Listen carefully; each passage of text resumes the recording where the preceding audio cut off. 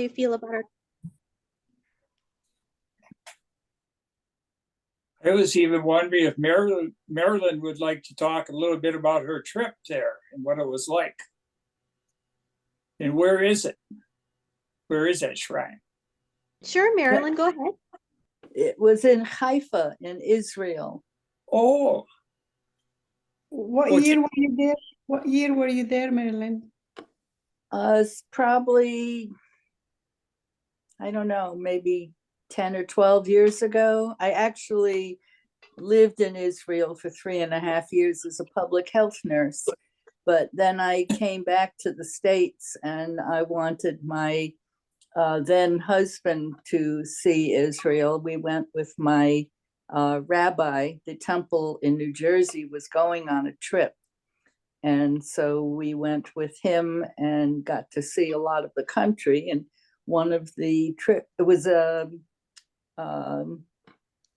think it was a 2-week trip. And one of the stops that we made was in Haifa at the Baha'i temple, which is up on a hill. Many of the tourist brochures show it from the base at the bottom, and you've got this long, gorgeous expanse of steps and lawn and trees, and it's just beautiful. And you get up there, it's a rather small building, room that you go into. I'm not sure how big the actual building is, if you can see if there are other rooms within the building. We only went into the one room, and there really wasn't a lot of information on the actual religion per se. So that's why I'm here now. I want to hear more about it. It seemed to me it was more of a universalist type religion that almost anybody could find a reason to belong to it or to participate in it. I just found it a beautiful, beautiful area and very interesting and different. I am Jewish, but I found this very different than anything I'd read about before. And when I saw this coming up, I thought, oh, wow, now I can learn more about it. And I actually live in Massachusetts. I actually asked because I lived in Haifa for 7 years. Oh, when were you there? 2006, 2013. Well, I was actually living in Israel in 1973. Okay. I went in January. I came back to the States for the Jewish holidays in September. And my head nurse had a brother who was in the consulate here and said, so if you have a problem, give my brother a call. Well, of course, that was the Yom Kippur War. I called him up. I said, I want to go back. He sent me to JFK Airport as on the wait list. He said, I'll make you number one. I got there. I flew back with all these very young soldiers who were all going back voluntarily and being called back. And it was the most strange period of time I think I've ever lived in, when all the men were at war, all the women, children, and old men were in the cities. Stores were closed. You couldn't get a lot of things. To this day, I remember having a couple of eggs and I accidentally dropped one and I cried because I knew I couldn't get any more. It was a very strange time. Well, hopefully you will get to learn much about the faith and more of the detail of it tonight.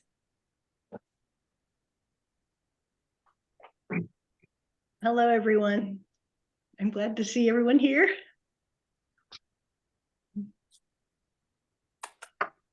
Hello, everybody. Nabil here. Oh, wonderful. Nabil and Melanie will be also assisting with hosting tonight. They are Baha'i, they follow Baha'i faith. So they'll have a lot of wisdom for us. We're just doing introductions, Garrett. But Marilyn was nice enough to tell us about her experience when she visited a Baha'i temple. Okay. Yeah, I got to go to the one in Evanston. It was incredible, very beautiful. So yeah, Evanston, Illinois. I'm sure Melanie knows it, but for anyone else, if you Google, like Google Images Baha'i Temple in Evanston, Illinois, you'll see why I say how beautiful it was. I'll give a little bit brief introduction, one slide about the temples and the Baha'i temples and their roles. Oh, good. Do you have a picture of that one? Yes. Oh, good. Then everyone gets to see it. Yeah, I've been there a few times. Do you have a picture of the one in Haifa?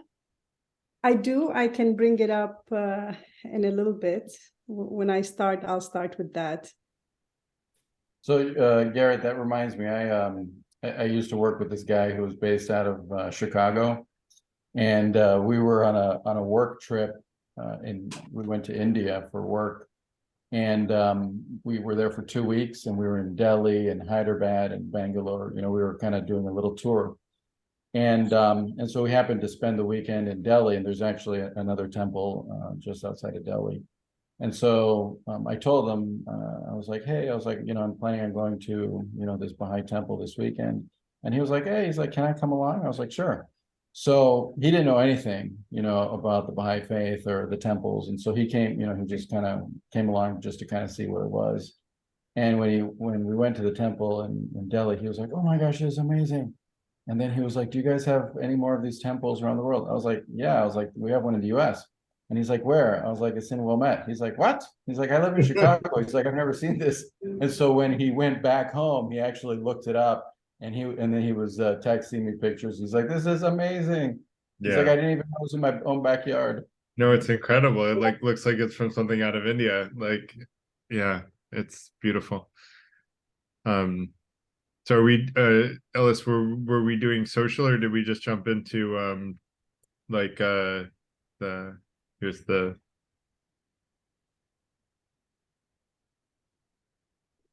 This is a picture of the Baha'i temple in Haifa. cool. Just to kind of give you an idea of the gardens around it. Very beautiful. This is the temple. Yes, we were just going around. Whoever, we can continue with introductions. You can state where you're from and your name and what interests you about tonight or how you're feeling today. You're welcome to jump in.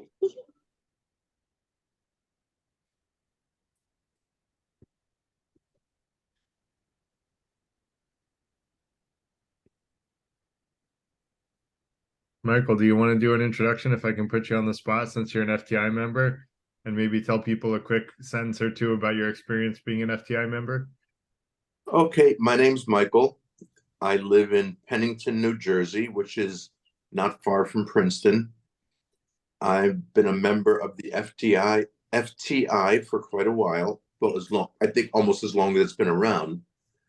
And I found it very rewarding. I've met some wonderful people, and I've also, it's helped me. I guess the best way I can put it in is it's given me some principles and some guardrails in my life to keep me a good person, if you will, and a directed person. And I'm interested in, I enjoy the meetings we have, the FTI meetings, which are usually early Sunday noon. And then I enjoy these meetings because I learn a lot, and there's a lot of good questions, a lot of good comments, and controversy is always welcome as long as it's done in a polite manner, and it leads to very good dialogue, and I find it elevating. Thanks. Thank you. Anyone else want to share a little bit about themselves and maybe their interest in the event on the Baha'i faith?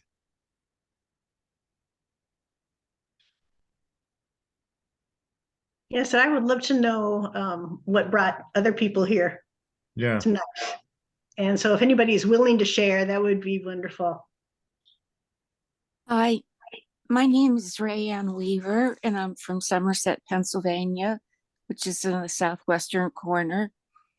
And the reason I'm here is for one thing, I'm a lifelong learner. And the other thing is I want to learn more about other people's faiths and cultures, because I believe the more that we know about each other, the greater we can understand each other. Great. It's a good philosophy. Katie, do you want to go next? Yeah, I think for me, one of my beliefs is that whatever the truth is should be accessible to everybody. So that's what always, and I feel like the Baha'i faith, since it promises something for all of humanity, I'm curious whether it lines up with my beliefs. Great. Yeah, the Baha'i events that I've gone to talked a lot about truth, so I have a feeling we're going to touch on that tonight. So, anyone else want to share a little bit of an intro of who you are, where you're from, and a sentence or two about you and what brought you to tonight's event?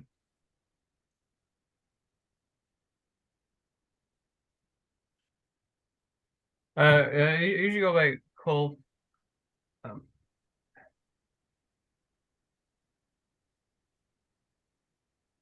What's that? Yeah, I have a few connections to Wilmette, where the U.S. Baha'i temple is. I think my aunt used to be Baha'i. No, she's or she may. Oh, she was actually. She became a minister. What? Maybe Presbyterian. I forget. What else? I just want to learn more about Baha'i faith. Cool. Thank you. Anyone else want to share?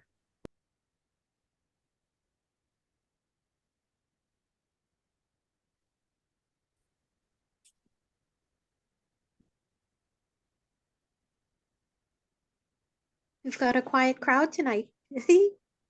I guess I'll jump in. For me, the thing that I long have felt like all religions, I was grew up with my parents telling me, my dad was Jewish, my mom was Christian, and they both said, you learn about the different religions and see which one's right for you, and see what you feel like following, if any.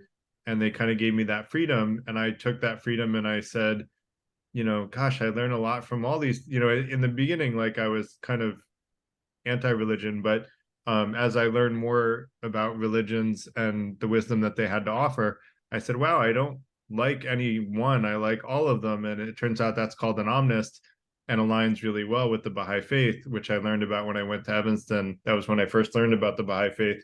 My friend was going to school out there and was like, oh, there's this really cool temple, do you want to go see it? And I said, sure. And I started reading all the plaques in the temple, and I was like, wait, this is aligns with my beliefs. Like all the religions are good, and there's no right one, and all the other ones aren't wrong, because if you think about it, theoretically, whichever, if any one of those religions are right, everyone else is going to hell, and only the people of that religion are right. And that never felt exactly right to me. And so I see all religions as different paths to God, and wisdom can be learned from all of them, and you can follow one if you want, if that makes you feel good. But I'm a big believer in learning wisdom from all sources, religious and non-religious, religious and secular. And so, yeah, Baha'i has always resonated with me, and I try to go to the events that I can in New York, but given my schedule now, I don't get to go as often, but I've gone to a number and I really like them. And that said, it's about 7, so I just filled the space to 7. So why don't I start off the intro? So first of all, I want to thank everyone for coming tonight, and I'll introduce myself first. My name is Garrett Lang. I'm a software developer turned software inventor, now entrepreneur, and my hobby is writing and discussing practical philosophy. I'm also the executive director of the Freethinker Institute. This event is kind of brought to you by the Freethinker Institute. This is our Tuesday night series. We do these events every Tuesday night with a wide variety of subjects. We are a not-for-profit looking to support and empower members. to be the best version of themselves, seek truth, and to be fair through transformational personal and professional development. And we have these events every Tuesday where we cover things not typically taught in academia or industry. And we also have weekly members only events to apply practical wisdom into our daily lives. As Michael mentioned, he's a member of that. We're a small, tight-knit group of people. And we'd love to welcome more people into the fold. So for people interested, Alice is posting information about that in the chat. And then we have only one rule in the FTI, and that is to remain polite. That was mentioned by Michael. We try to keep very low on rules, and I found that if we just stay polite, everything else works itself out. Polite and let people say whatever they want as long as they say it politely. And then we use logic and reason to make our points. And so let's focus on doing what I call at the FTI listening to understand, which is if someone has a very different belief than us, try to focus on listening to what their perspective is rather than trying to logically prove them wrong. You'll learn a lot more by understanding why someone else came to the conclusion that they did than you will proving them wrong. And if you ask thoughtful questions that lead them to realize they were wrong in the first place, then you may actually convince them, and you're far more likely to convince them than logically proving them wrong. So that said, I do want to introduce the host for tonight. I'm going to be helping facilitate a little bit, but the stars of the show tonight are the folks from the Baha'i Faith, which is Melanie, Nabil, and May. And so I do want to encourage everyone to hold questions until the end. That's kind of our format by popular opinion, so that the presenters can sort of Michael, you're not on mute, so I'm going to mute you. So that'll let our presenters sort of present their full perspective without getting interrupted. And then, save questions for the end. I recommend taking notes. That's what I do. I write all my notes down, and then I ask the questions at the end. Although when you do ask questions, try to ask one question at a time or make one point at a time, because if you try to get everything into one conversation, then someone can't respond to that effectively, and it also doesn't give everybody a chance to speak. And so best to focus on one question at a time, start with the most important one first, although we usually get to almost all the questions in these events. So there should be plenty of time for questions. So with that said, I want to let Melanie kind of present herself and her team. And I also want to thank them all for coming tonight and for presenting the Baha'i Faith, because I think it's such, like I already said, such a fount of wisdom and such a good perspective to have on the world. So thank you all for presenting it tonight. We really appreciate having you here. Thank you, Garrett. So I'm Melanie Danch-Powell. And career-wise, I have done everything from being an assistant director of a federal program to being an educator and director of private schools. I actually found the Baha'i Faith when I was in high school. But my opening for that was that when I was little, when I was in kindergarten, actually, my parents were very open to letting me research any faith I wanted to. So my mom took me to synagogues, different churches, and a mosque. And I think that openness allowed me to feel free to investigate further when I got older. I won't tell the story here right now about how I became a Baha'i, but if anybody's curious about it, I'll be happy to share it during questions and answers. And I'd like to pass this on to Nabil. Thank you, Melanie, and thank you, Garrett. My name is Nabil Fanayan. I live in Atlanta, Georgia. I'm a technologist, and I guess I'm a sucker for pain, because a couple of years ago, I decided to start my own software company just before the pandemic, so it was great timing. But it's been a wonderful journey so far. And I was actually born into a Baha'i family, and I was raised Baha'i, but I was actually raised overseas. I was raised in Venezuela. And then before things got pretty bad there, my family decided to move back to the States, and I ended up in Atlanta for school. I fell in love with the city, and I've been here ever since. So thank you for having us tonight. Bienvenidos.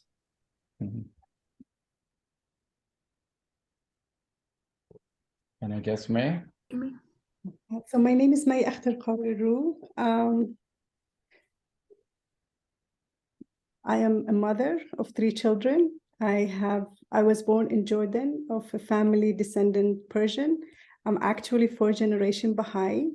I'm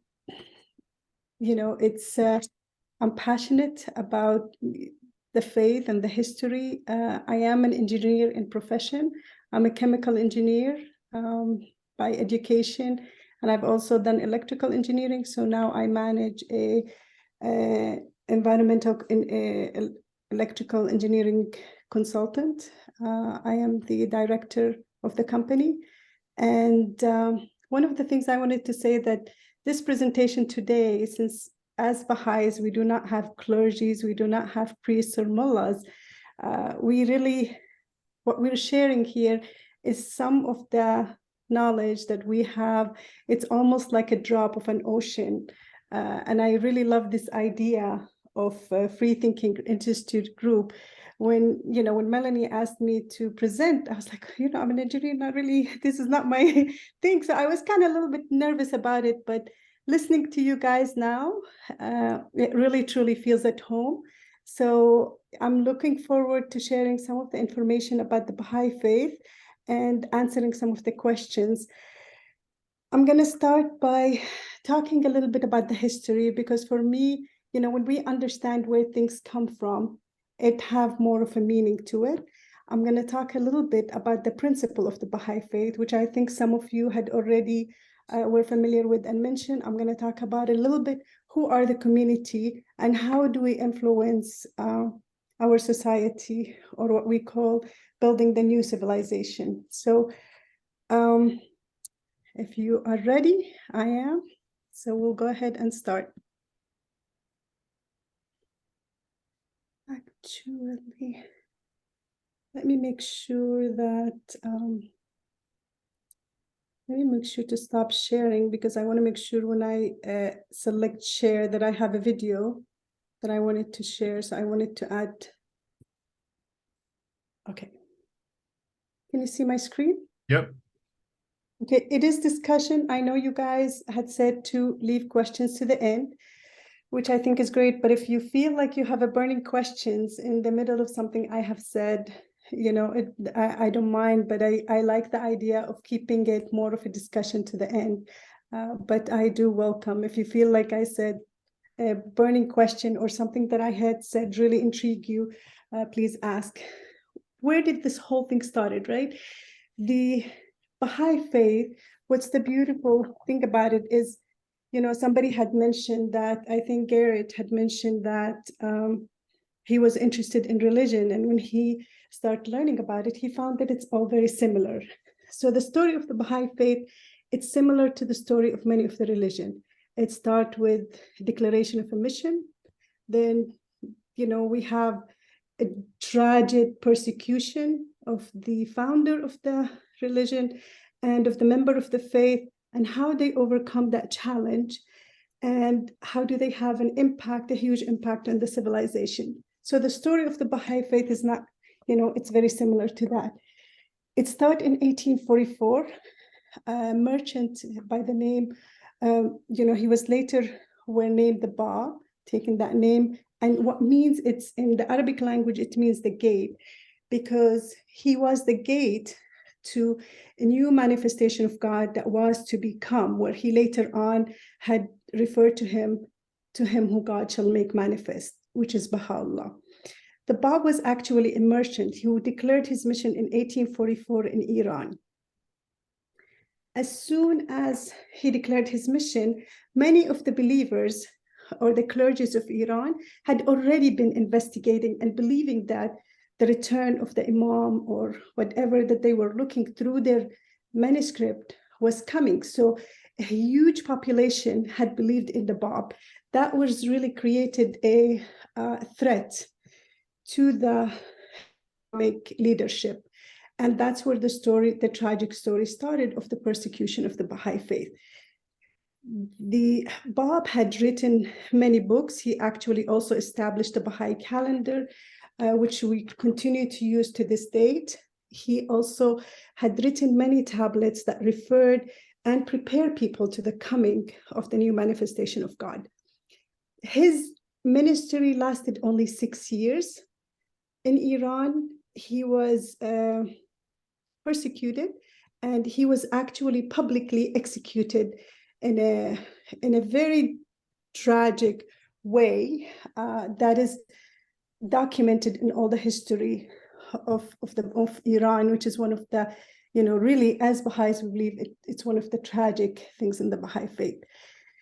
That persecution continued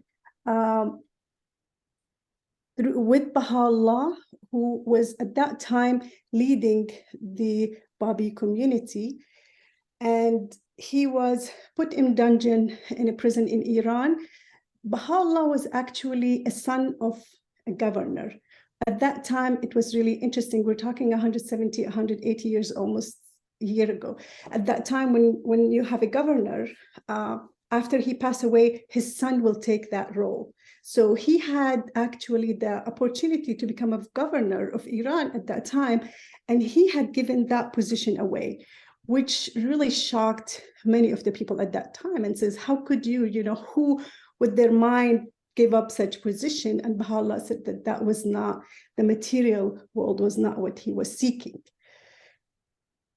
Through the persecution, people were coming into the faith and investigating and searching for the truth. Baha'u'llah, the government had decided, okay, execution of the Bab did not make it. Let's go ahead and exile some of his believers out of Iran, and that will teach them a lesson, and that will eliminate the spread of the Baha'i faith at that time. Baha'u'llah, with a group of his families and several of the Baha'is at that time were exiled to Turkey, to Adrianople and Constantinople. Same thing happened. It's a different language, a different culture. So they thought, okay, for sure, that's going to be the end of it. However, the Baha'i faith continues to spread. So the Ottoman Empire, with the rules of the Iranian government, decided to exile even Baha'u'llah with the group to further to Baghdad, which is in Iraq now. And in 1863, that's when Baha'u'llah proclaimed his message as the messenger of God publicly. And that's where he had, at that time, the faith was spreading as wildfire. The government became even more concerned. And they said, you know what? We've got to take care of this. So at that point, they exiled Baha'u'llah with his family to what's known in Akka. I think Mariel had mentioned that she was at the Baha'i temple in Haifa. This was a location in Israel. That was a whole city that's basically surrounded by a wall, where they had exiled the worst of the criminals of the Ottoman Empire. So you can imagine this noble family being executed, exiled to a criminal city. And the challenge of it is, it was not just the men at that time, if you can imagine, sending a family with the children, and they were actually put in a prison inside the prison city.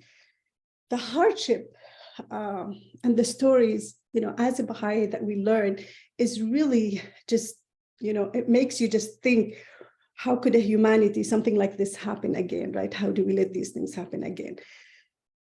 But with that is the reason why actually the Baha'i faith, the center of the Baha'i faith is in the Holy Land in Haifa, because that's where we have the central figure of the Baha'i faith, where they have passed away in exile.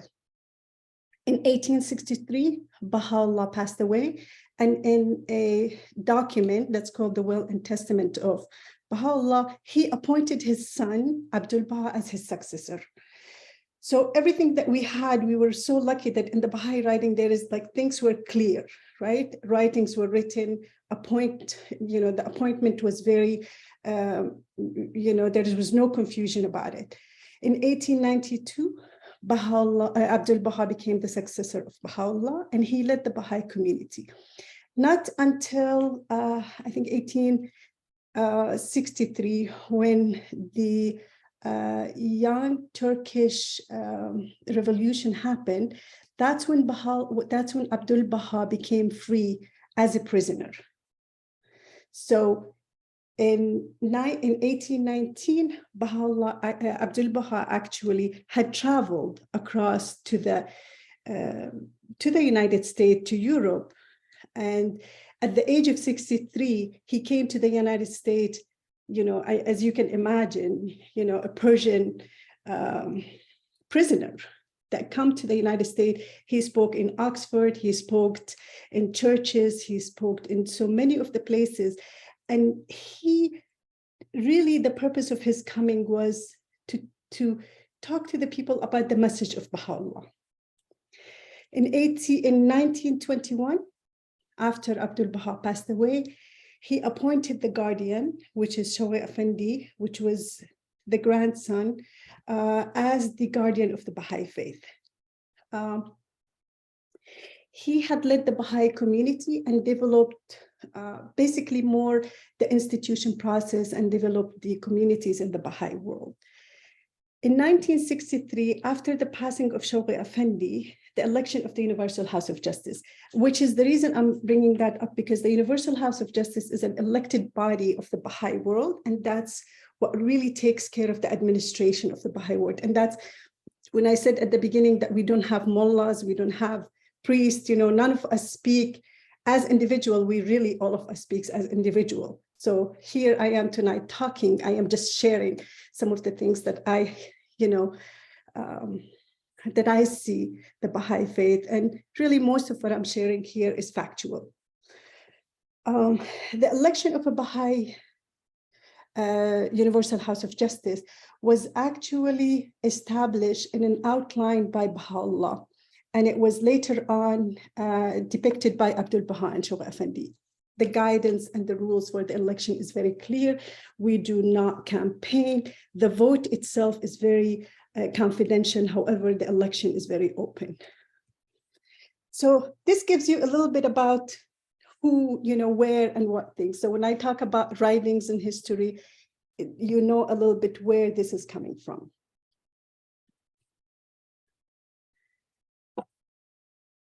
I love the idea of free thinking institute, right? That means, it's really, you're out there, and the Baha'i faith is open for everybody. Any of the writing of the Bab, Baha'u'llah and Abdul Baha, which is considered as the central figure of the Baha'i faith, the writing has been authenticated. We're lucky enough that most of the writing, we have the original writing, we have the writing of our, it's, to me, that has always been something fascinating, that we actually have the writing in the hands of our manifestation of God. A lot of these writings were sealed, and the ones that were written by a scribe were later on also authenticated, and a seal was used for Baha'u'llah, the Bab and Abdul Baha. So to me, that's something just fascinates me. The fact also, as you can see how much writings we have, the amount of writing that's out there is unbelievable. We have a prayers for pregnant women, we have a prayers for the morning, we have a prayers for the evening, we have guidance. The book of Baha'u'llah, we have a book of laws where it talks about how should we live our life, right? Chaste life, to have, it's more of like, how do we build also like a whole new world civilization?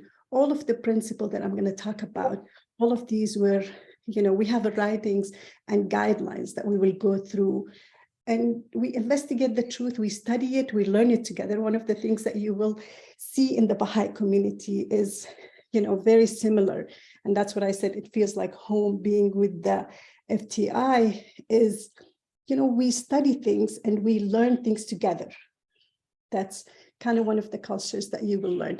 One of the writing that's really fascinated me, that I thought would be interesting, where when Baha'u'llah was exiled to Adirna, to Adrianople, and through his exile to Akka, you can imagine, right? This nobleman who's being through exile, who's going through this, he's taking the time to write letters to the leadership of the world. So in 1863, started in Adrianople, which is in Turkey, today and in Akka, which is in Israel, Baha'u'llah actually wrote letters to the leader, to the kings and rulers of the world. He sent, as you can see on the screen, he sent to some of them were Napoleon, he sent to Alexander, to to the Pope, he sent it to the Sultan Abdul Aziz, he sent it to Nasruddin Shah. The purpose of these letters, which we call them actually the tablets to the kings, is Baha'u'llah proclaim his station as the messenger of God. He urged the leader to pursue justice and disarmament. Blocking myself with the picture. Have exerted them to band together into a commonwealth of nations, warning them of the dire consequences should they fail to establish peace. So he gave them, when you think about it, he gave them the opportunity to bring world peace, right? Many of them, the only one who had responded positive was Queen Victoria. The rest actually had executed whoever carried that message, and many of them had taken it lightly.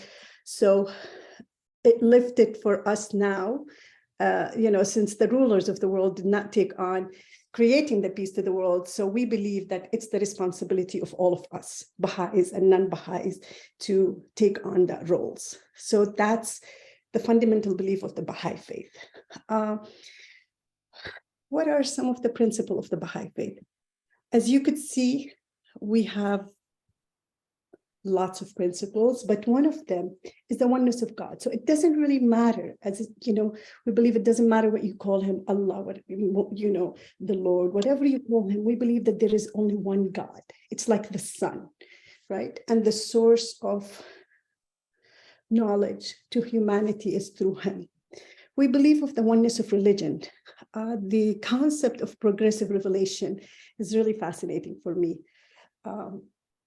As a Baha'i, my parents had put me through Catholic school and through Muslim school because they believe that, it's my role to really learn and investigate the truth. So when we talk about progressive revelation, we don't talk about like one prophet being better than the other. We look at it as if you're looking at the sun and you put mirrors. Each of these mirrors will reflect the true beauty of that sun. And they all have the same reflection. So all the manifestation of God, we believe that they have the same knowledge and they have the same message. However, they came into the world at a different time. So, for example, you cannot talk about differential equation with a fifth grader, right? You have to teach them math. You have to teach them multiplication, for those of us who are educators. That's the same concept. Not that the teacher doesn't have that knowledge, is whoever is receiving it does not have the capability to understand that message. And that's why the principle for each of these religions are, the fundamental is the same. The golden rule at the basic, the foundation of all religion is all the same, right? But can you imagine when Jesus Christ had come and he's going to talk to people about universal language. He's going to talk to them about, world peace. For them, their tribe was what they can't comprehend, right?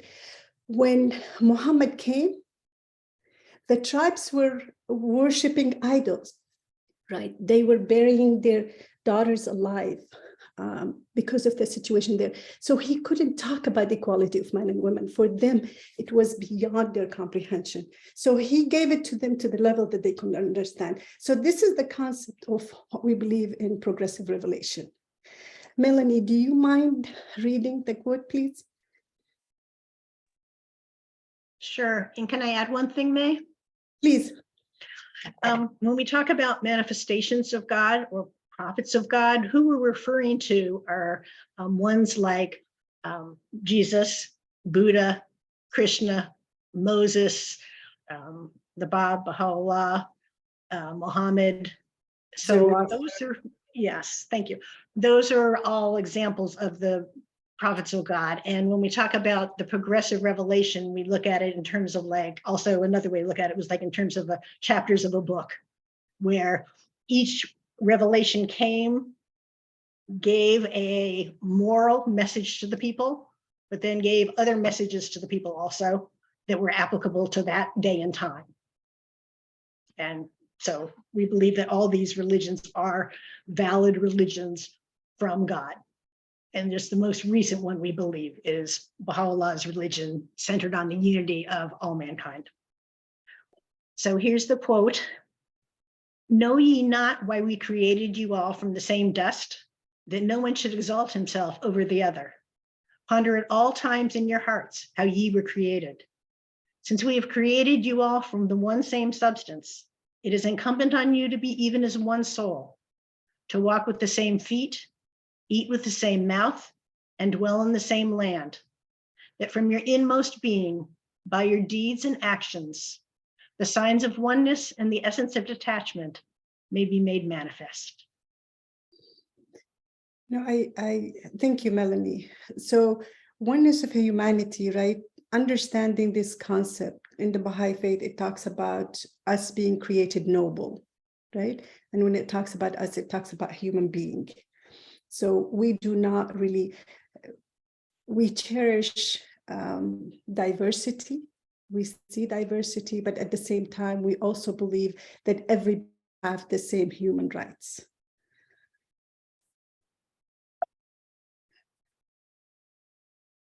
You know, it's really interesting because each of these principles, and I think, you know, Melanie had elaborated more in that one, but each of these principles, I'm just kind of trying to give you a glimpse, right? A taste of some of these principles. But in reality, we can take each of the principles and we can spend hours really understanding and reading some of the quotes on these principles and talking about what implementation it has truly on our life and how do we achieve these principles. So, you know, having an hour to explain a whole religion is kind of like, I feel like I will never do justice to it, but it will give you enough glimpse to light up your curiosity, hopefully, so you can go and investigate the truth for yourself. So the equality of man and woman. Nabil, do you mind reading the first quote, please? Sure. The world of humanity has two wings. One is woman and the other men. Not until both wings are equally developed can the bird fly. Should one wing remain weak, flight is impossible. This is, you know, one of my really, you know, it's this idea of, you know, we're not exactly the same, we're two separate wings, but at the same time, unless we both are developed to the way where we are strong, right?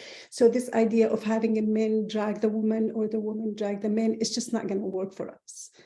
If we want humanity to flourish, if we want us to take us to the next level, we have to have a true equality between man and woman.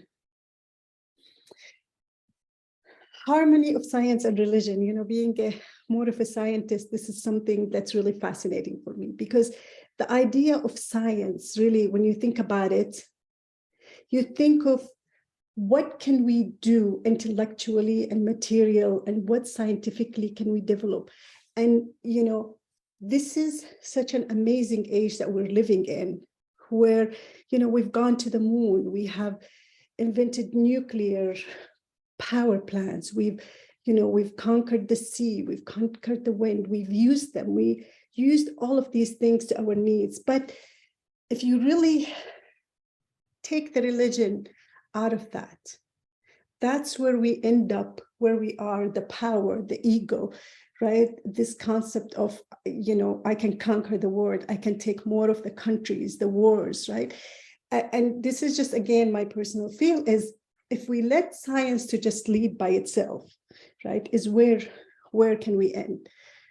The same thing, if religion by itself, without an implementation to our needs of science, right, where would that take us? We do believe as Baha'is that prayers are very powerful for healing, right? That's one example that always comes to my mind when I think of science and religion. But also Baha'u'llah said that you should seek the best of medical when you need that, right? So this concept of religion, we can sit in a corner and say, hey, I'm going to pray day and night to get better, right? That's where that could take us. So this is how I think of it. You really need both. Just like you have a man and a woman as two wings of a bird, the same thing in my mind is science and religion. They should go hand in hand for us to have the balance in our earth. Universal compulsory education. I know Melanie can talk about that forever.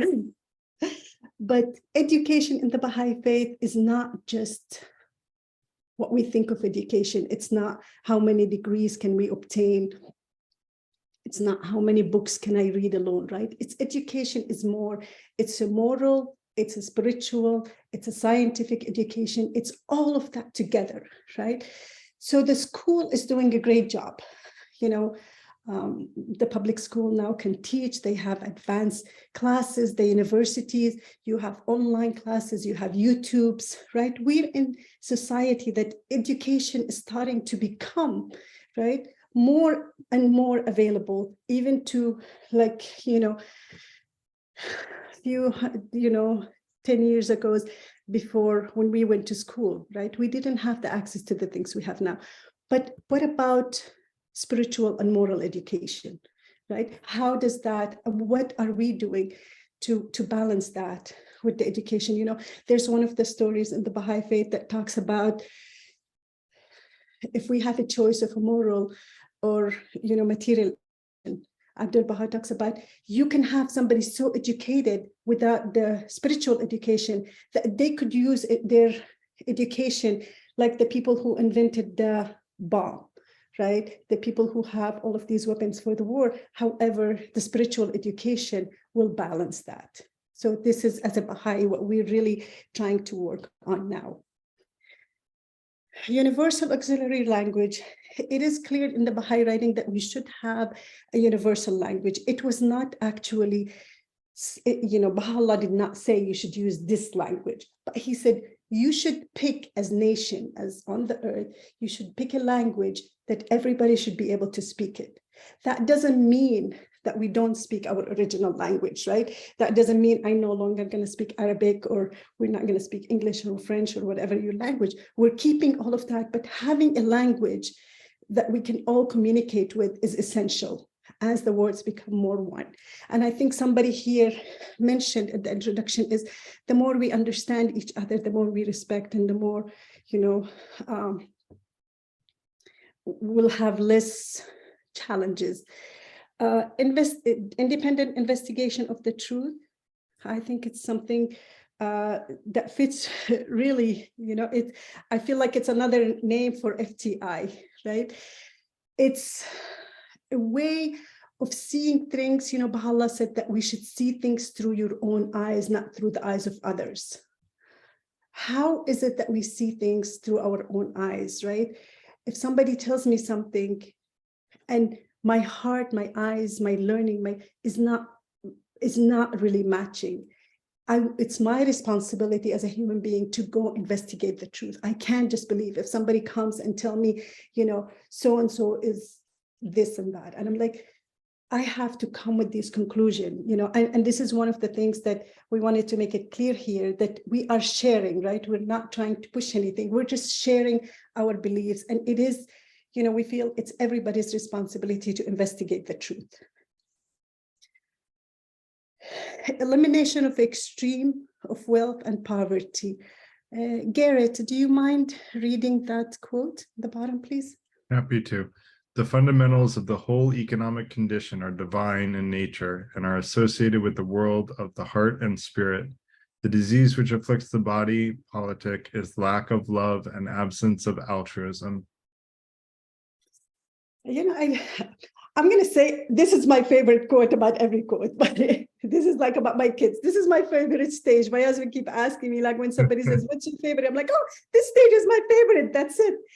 But, you know, as an engineer, when you think about eliminating extreme wealth and, you know, poverty, you immediately start thinking like, okay, you know, what can I put in place, right? What structures, what order, what's process, what processes, right? What things can we do? But here, Baha'u'llah make it so simple. He said, the fundamental of the whole economic condition he's saying the solution is love and altruism. Altruism, I think it's, doing deeds without being selfish, right? Without, for no alternative reason. And I think when you really think of that, if our world and society truly become that, we will not have any poverty, because nobody will be comfortable living in their million mansions and knowing that somebody's child is out there or somebody's out there starving, right? It's just not it's not something that we will accept as a humanity. So if we reach that level, we do not need all of these things, despite the fact that as a Baha'is, we do have ways and means, like we do have the fund, which is the Baha'i faith. Only Baha'is are allowed to pay for the fund because it looked at as privilege. We're not out to collect money from everybody or solicit money, but that money is used for the betterment, the spiritual education, and, in case there is catastrophes in the world, that money is used to help. So I'm not saying, we should be just all lovey-dovey and forget about things, but it's beautiful to read something that says, love, altruism is the solution. It's fascinating. So coming to probably some of your favorite parts, Baha'i temples. These are some of the Baha'i temples in the world. The first one actually, the first one that was built in Iran, which makes sense because that's where Baha'u'llah, that's where the largest population was. However, sadly to the Baha'i community, that temple no longer exists. That temple was actually destroyed by the Iranian government because it is it's a temple for the Baha'is, and Baha'is to this day are still persecuted. Many are being killed just because, for no other reasons except for being Baha'is. To this day, Baha'i youth are not allowed to go. If you put in your application that you're a Baha'i, you're not allowed to go to the university in Iran to this day. So, but on the positive side, these Baha'i temples, these are places for all. And when we say all, we don't say about all Baha'is. This is for all humanity to come and have a place of peace to pray together and to have spirituality together. However, these have a lot more in the future, right? What we are trying to establish is these are to be subsidized humanitarian branches that could include hospitals, schools, universities, hospice, and shelters. So for those who have been to the Baha'i temple in Chicago, we did have like a building for the nursing home. So the idea is outside the outstretch of the Baha'i temple, you will have school, university, hospice. All of these things are the basic fundamental need for a community to establish. And that's what we're working toward. And you can see the one thing that all of these have in common are beautiful gardens, are elements of waters, element of the light into them. They also have 9 doors, which these 9 doors represent that you can actually enter from any sides of the Baha'i temple, and everybody is welcome. For those who had seen inside the Baha'i temple in Chicago, you will see a lot of the Baha'i principle that we had talked about are also on the columns of the temple inside to remind us that these are the foundation of our Baha'i principles. The Baha'i community is about 8.5, as of 3 years ago. Numbers is not something that we like crazy about. So we're not constantly, it's not about numbers. It's really about working with different group of people that we could establish the new civilization. So it doesn't really matter if you're calling yourself Baha'i, Jewish, Christian, Buddha, Zoroastrian, Muslim, as long as we're all trying to achieve the same goal is our, our aim. The Baha'i faith is actually the second most spread religion after Christianity, which is interesting for, a new religion, but it has been taken to almost all parts of the world. Let me see, am I good with time still? Yep.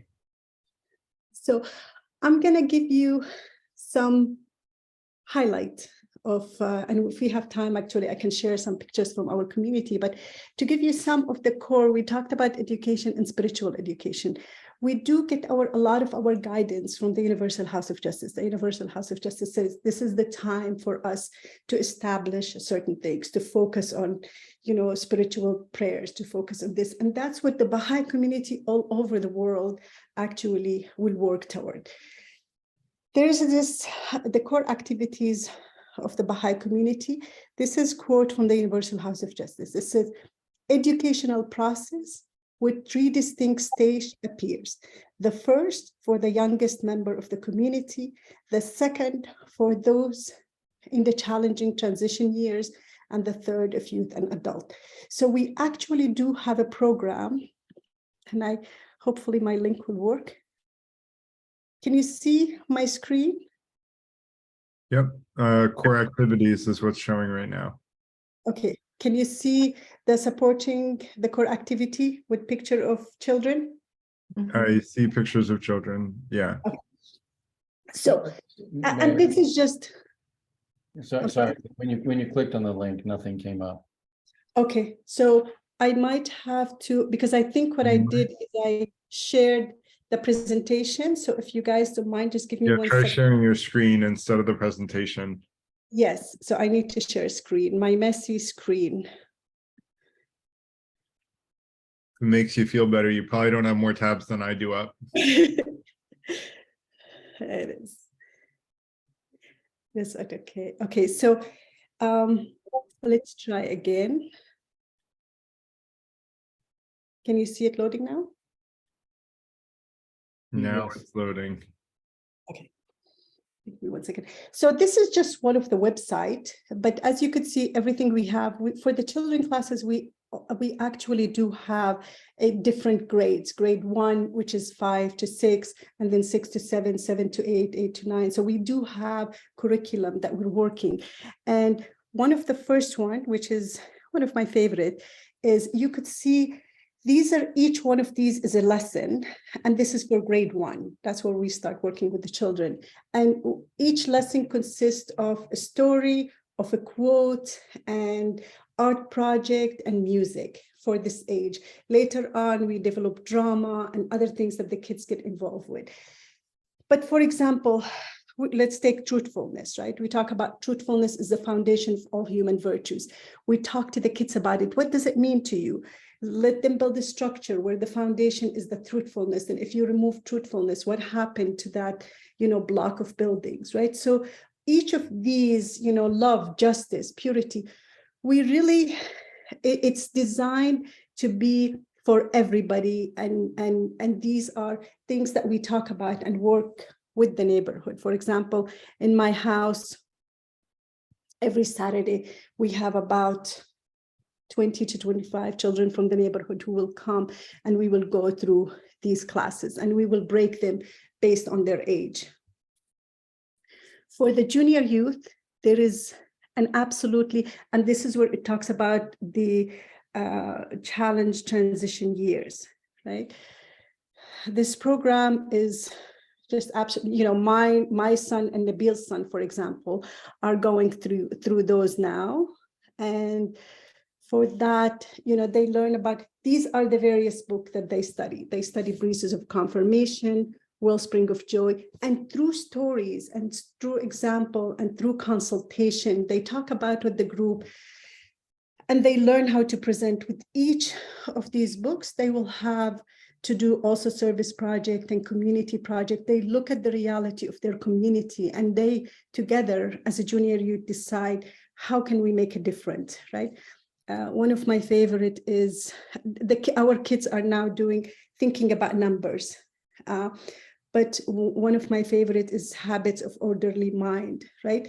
So it's teaching spirituality, but we're not preaching we're teaching them how to become human being who are useful to society.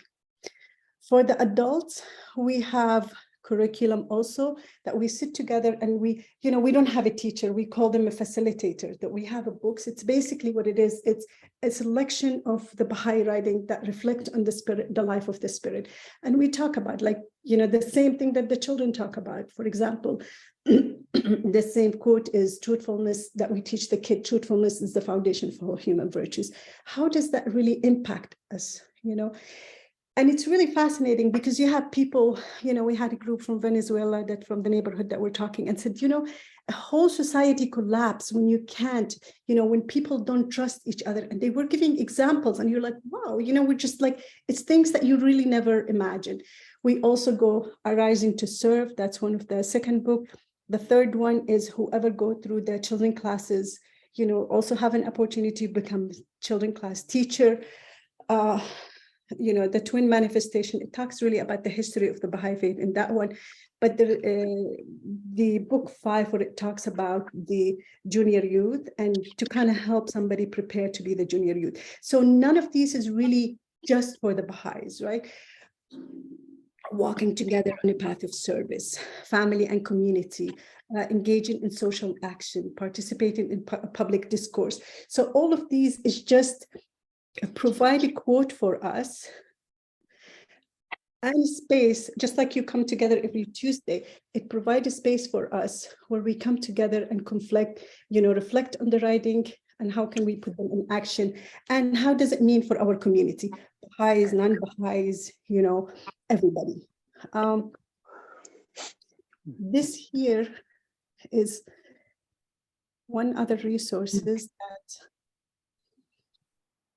this is the Baha'i News, but that gives you a little bit of an idea of what are some of the things that come, this is very exciting for the Baha'i world, but a new house of worship in the Dominican Republic of Congo was just opened last week.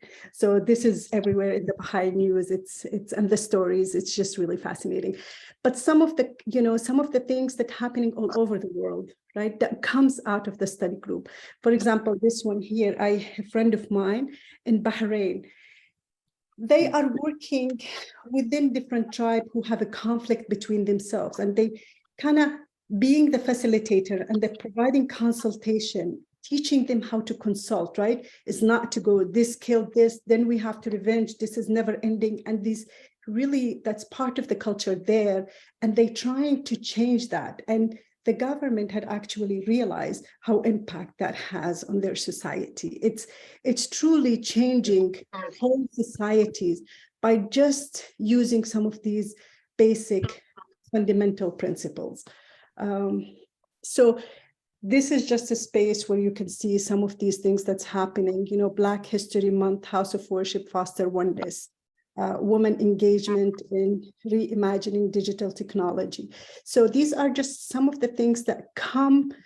So you could see that this is just really, not just that we're sitting there and reading and studying and over, right? We're trying to make action and changes to our society.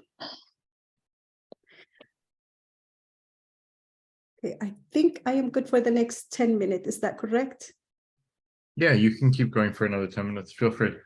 So I was actually there. This was an amazing experience for me that I wanted to share. But I was there for the election of the Universal House of Justice in the Holy Land. And, you could see the diversity and unity of the Baha'i world. 19 members from, and you can really learn more online about the election of the local spiritual assembly, the National Spiritual Assembly, which leads to the election of the Universal House of Justice, which are the 9 members that reside in the Holy Land. But out of each country, out of each nation, 9 members will come through a complete open voting, yet it is secretive, confidential. So we're not share, we don't share, we don't campaign, but people just out of reverence and respect will elect these members.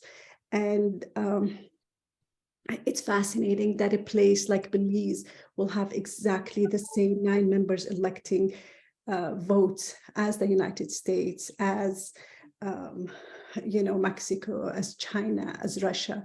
And this just shows you a little bit about the Baha'i faith and who we are as a community. This is one of the quotes that's one of my favorites in Matthew 7:15-20. You will know them by their fruits. So some of the things that you could see that the Baha'i community are involved with, that the Baha'i community are in the background trying to foster and develop. I wanted to share this 5 minutes video with you.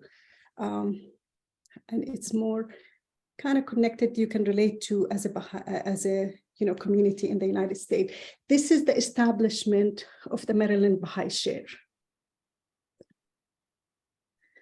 Please let me. Thank you all so much for Can joining. you hear it? Yes. So it's a 45 minutes video. Us this evening for this celebration of the 30th anniversary of the Baha'i Chair for World Peace. Delighted to see so many of you here tonight and to be with you tonight. So many familiar faces and old friends. 30 years ago, the University of Maryland reached out to the Baha'i community with an idea. What if we partnered together, applying essential human principles to engage with the world's largest problems? That simple inquiry was the start of a remarkable partnership that has resulted in a breadth of knowledge, promoting the interests and well-being of humanity. Through the rigorous examination into the roots of systemic racism and the causes of prejudice, to investigation of the structures that create women's inequality, to the impediments that restrain us from having a truly global system of governance and leadership, and to the causes of climate change, environmental injustice, and the challenges of human nature. We are interdisciplinary because modern life can only be understood from multiple perspectives. We are not looking to find the best practices for a particular side. Rather, we are looking to build a storehouse of human knowledge, human accomplishment, and human possibility.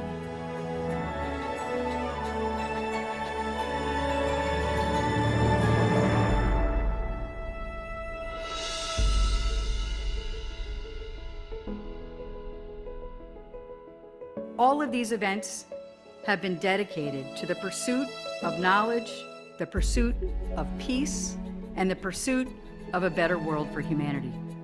Throughout college, I took 35 classes, but there is only one that changed the fundamentals of how I look at the world. I was lucky enough to walk into Dr. Mahmoudi's honors seminar my first week at the University of Maryland back in 2016. It was here that I learned how different the world looks outside of Howard County, Maryland. My relationship with the chair has fundamentally changed me into a more aware, selfless, and thoughtful person. However, I am just one of the countless young adults shaped by the work of Dr. Mahmoudi and Dr. Stevens. Through education and discussion, they are building a more equitable future one young mind at a time. In this particular seminar, I saw students truly grow and become introspective. And at the end of the semester, we might not have single-handedly solved the problem of prejudice, but we began to lay the groundwork to initiate a lifelong dialogue that will need to be revisited time and time again. And I just want to close by reading a part of her chapter in our book, because I think it really speaks to the work that we've done, and it really speaks to the work of the Baha'i Chair for World Peace. Hoda says, quote, "At its heart, racial injustice is a spiritual problem that threatens the secular success of the American state.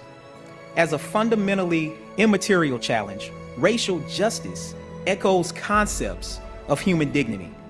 That applies to all human beings. The processes of peace, and even more importantly, the yearning for peace, is our most human attribute. In choosing the paths of peace, we choose the best of all we are, and the best of all we can be. For in choosing peace, we lay the first stone towards the construction of a new world. And the laying of the stones of peace fires the imaginations of those today and those to come. but simply to imagine peace is to imagine a new world. The successes of peace will come from all of us, and us comprised of the fellowship of the willing. The work of peace will come from a collaboration of those dedicated to toiling in unison, regardful of the past, while being fully in the present and with a mind to the future. We invite you to help us imagine such a new world of peace. Thank you.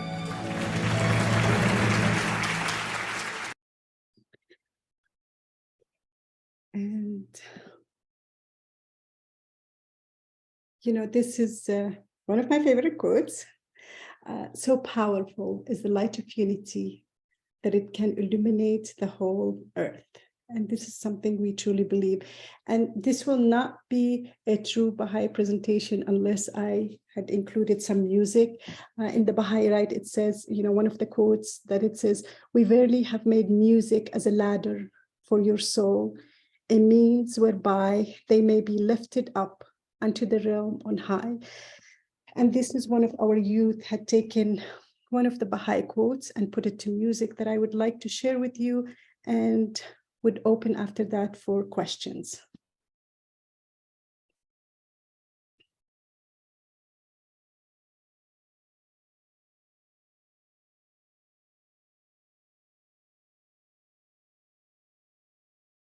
Sorry, it's hopefully loading.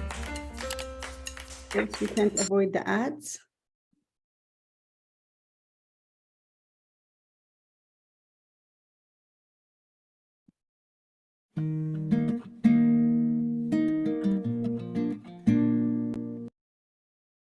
Can you hear it? Yeah, go ahead. Thank you.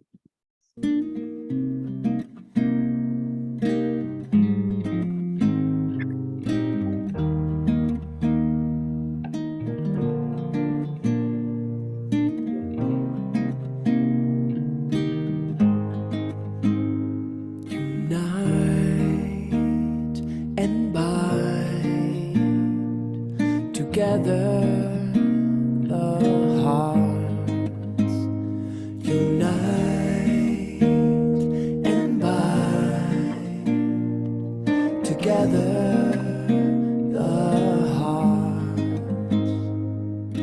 Join in accord all the souls. Join in accord all the souls. Oh Lord, make these faces radiant through the light of thy oneness. Unite and bind together the hearts. Unite and bind together the hearts. Join in accord all the souls. Join in accord all the souls. Oh Lord, make these faces radiant through the light of thy oneness. Unite and bind together the hearts. Unite and bind together the hearts. Join the chord all the souls. Join in the chord all the souls. Oh Lord, make these faces radiant through the light of thy oneness. Unite and bind together the hearts. Unite and bind together the hearts.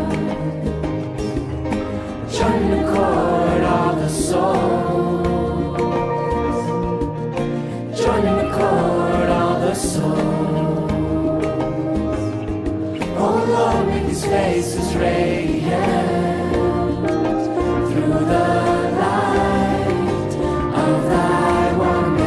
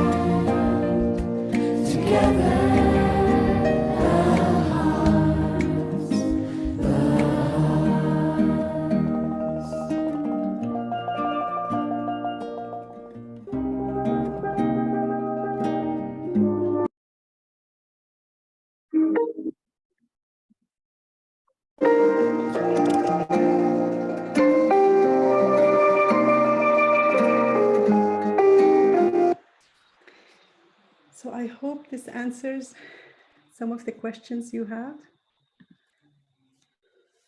There are some, there's Ginny's hand went up before mine, and then I want to do a few reflections of, you know, some interesting parallels between the Baha'i faith and the FTI, but I want to let Ginny go first because she had her hand up first. Oh, thank you, Garrett. Really, I mean, you're the host. But Okay. I just want to say what a wonderful topic and what a wonderful presentation, and that's all I can say. I mean, and Garrett, I just want to thank you for these fabulous topics and presentations that you bring in. I really appreciate that. I mean, I just feel like if I were to choose any religion, this would be the religion I would choose. If you want to call, is this called a form of religion? It is form of universal religion, as I see it. Wonderful. Thank you so much. Thanks, Ginny. Yeah, and I appreciate everyone. I appreciate Ellis actually was the one that connected me with Melanie to do tonight's event. So I want to thank Ellis for that. So I wanted to comment on like a bunch of things that I heard that I find really interesting parallels. One is the, I forget what it was called, the independent investigation of truth, how like each individual is responsible for finding the truth.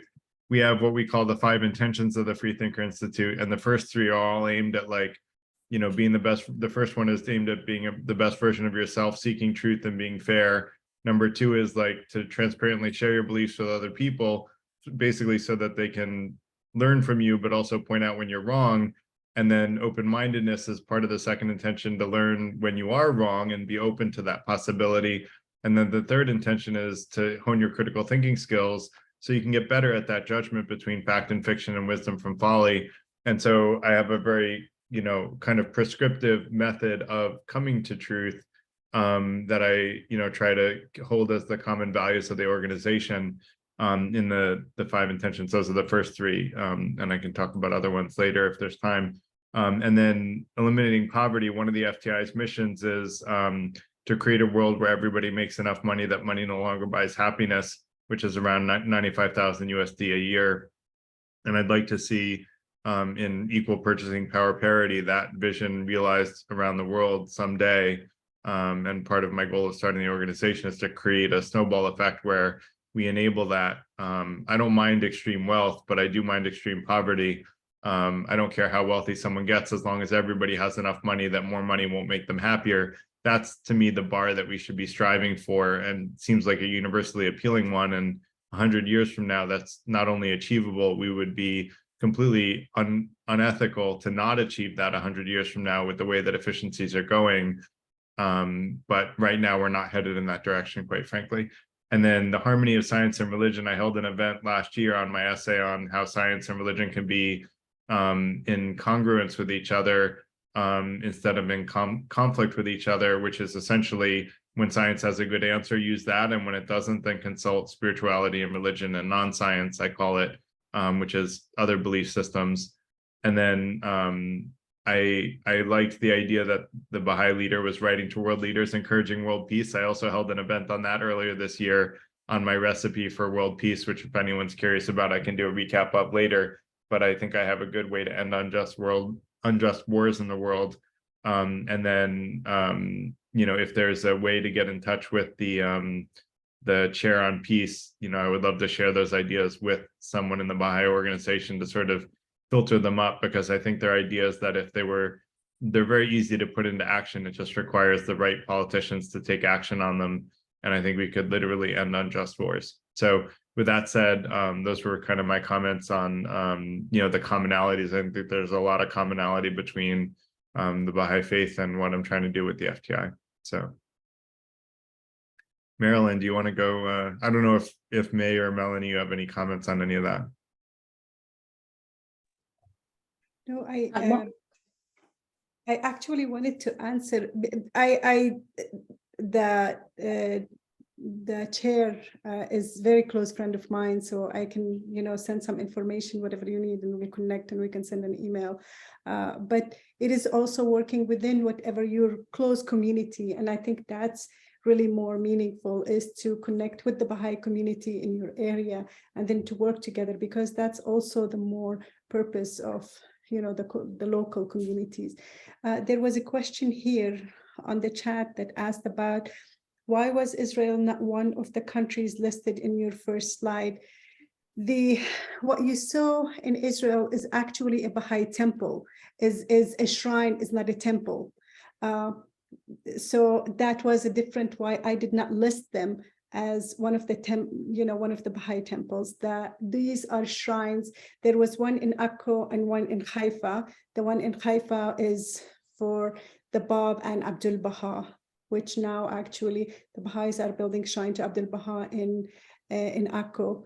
And the one which is the most holy place for the Baha'is is in beautiful gardens and a shrine in Akko, and that is for where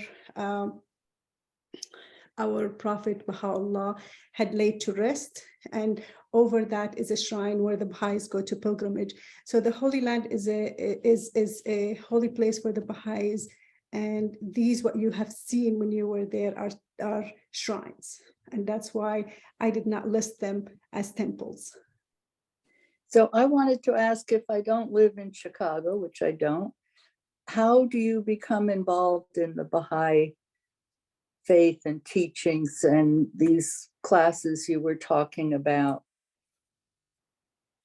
Nabil or Melanie, please jump in. But in any of these classes, we do have any of these classes virtual. So, if you reach out to Melanie, myself, or Nabil, we can connect you in anybody who's teaching. But we can also, look into your community and see, we have what's called the local spiritual assembly, and those are elected 9 members of each community. Like in Roswell here, we have a local spiritual assembly that's actually meeting tonight, and they are the one who will guide you and will connect you to the community. And most of the time, if the community is large enough, they will have a website, or they will have in the internet presence where almost all of our activities are open to the public.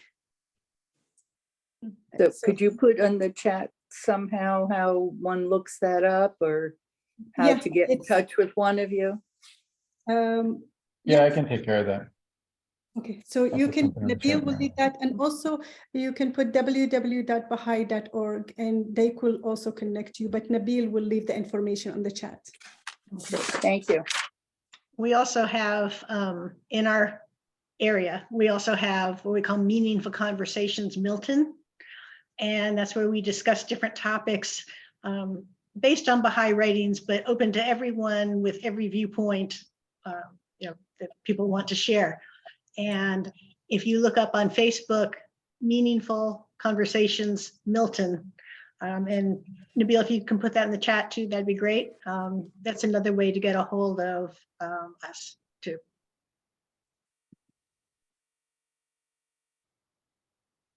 Great. So I have another question. Since there are no hands up, I'm going to ask it.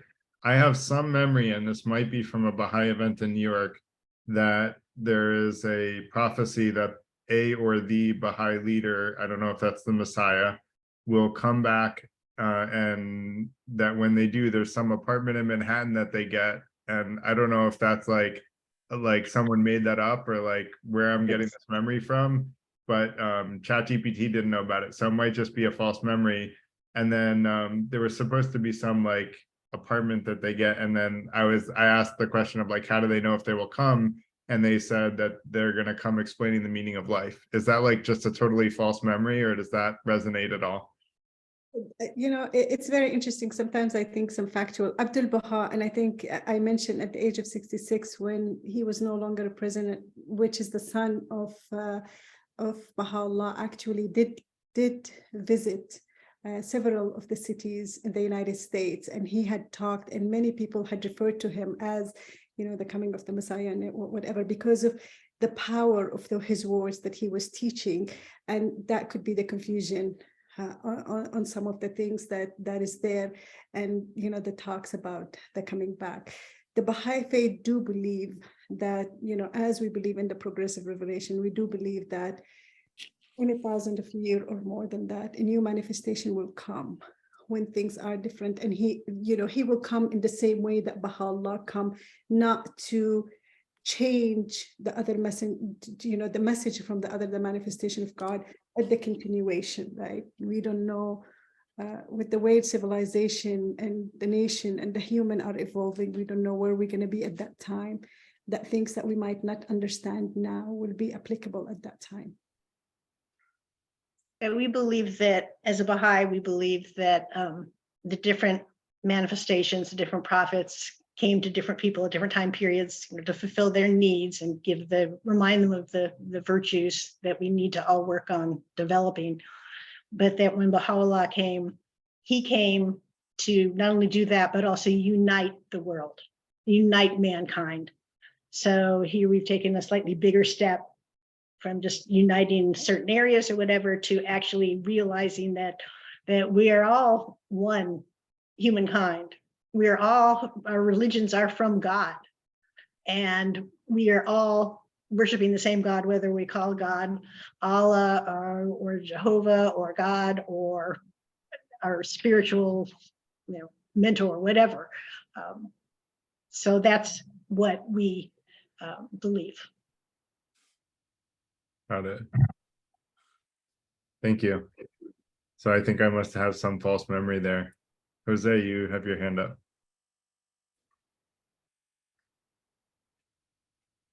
Yes, hi. I'm from Toronto in Canada, and the only time I heard Baha'i before was because there was a sign at the corner of a street, and I thought it was a construction company. And it was the last thing. It was the last thing I remember of Baha'i, and until now.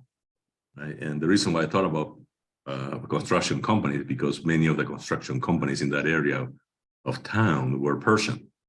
So I was convinced it was a construction company. Now, it is a construction company, the construction of peace, philosophy, and unity. Okay. And let me ask you this. What is the conception of God in the Baha'i religion? I mean, Melanie was talking about the diverse forms of the religious leaders, I guess. But what's the conception of a God in the Baha'i religion? I'll start it out if the rest of you want to add in afterwards. That God is an unknowable essence. We believe that God is so far above us that we can only really know what God wants for us through his manifestations, through these different religions, and that's how we learn what God's message is for us for each day and age. And May and Nabil, if you want to add into that. You know, also, Yeah. Go ahead, Nabil. Yeah, I just wanted to add to that. I mean, that's, you know, like with everything that we've discussed tonight, any one of these these layers, we could pull back and just have a, dedicated discussion for hours. But for me, just to add on to what Melanie said, it's almost like, if you think of the analogy of, flowers in a garden, and we are all flowers, and, we're doing our thing. We're growing, we're taking in nutrients from the soil, we're enjoying the rays of the sun. And then there's the gardener, right, who's tending the garden. The flowers have no concept of the gardener. It's impossible. It's impossible for the flowers to know anything about the gardener. But they know that they're growing and they're developing and they're in a, in a great habitat, and something, is providing that for them. So that's kind of how I personally view the relationship of, I guess, man and God. If I can add Okay. just one more thing too. Can you see this? I probably can't see it, it's too close. Yeah. Okay. Well, if you can see this is actually my wedding ring. It's a Baha'i ring. There's 3 lines, one in the top, one in the middle, one in the bottom, and then a line going straight down through them.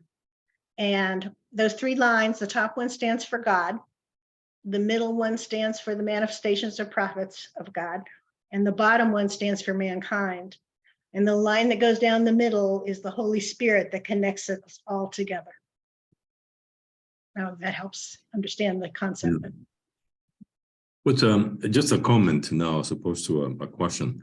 I'm an amateur, I guess, investigator of philosophy and religions.